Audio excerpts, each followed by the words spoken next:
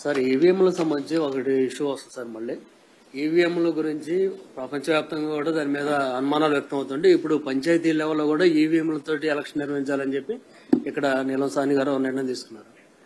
దీన్ని ఎలా చూస్తారు? సొల్యూషన్ ఈవీఎంలు కాదు. సొల్యూషన్ ఏంది అని అంటే ఇప్పుడు రాష్ట్రానికి సంబంధించిన పరిస్థితుల్లో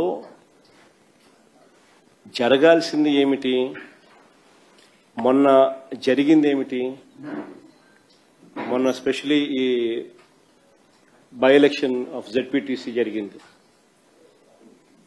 రేపొద్దున స్టేట్లో జరగబోయే లోకల్ బాడీ ఎలక్షన్స్. అక్కడ పోలీస్ అనేది సరిగ్గా లేదు. సెంట్రల్ గవర్నమెంట్ ఫోర్సెస్ వస్తే నీకు న్యాయబద్ధంగా ఎలక్షన్ జరుగుతాయి, లేదా పోలీసుల చేతనే ఇష్టం వచ్చినట్టుగా రిగ్గింగ్ చేయించినారు కంటి ముందరనే కనిపించే విధంగా. ఇవి మన కంటికి కనపడతా ఉన్నా, మన కళ్ళ ఎదుటే కనిపిస్తా ఉన్న వాస్తవాలు.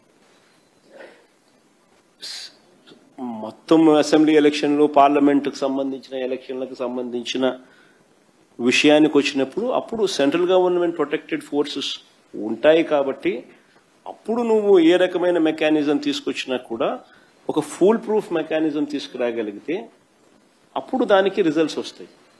అప్పుడు నువ్వు అన్నట్టుగా పేపర్ బ్యాలెట్ తీసుకొస్తే మరీ మంచిది అక్కడ. ఇప్పుడు కాదు.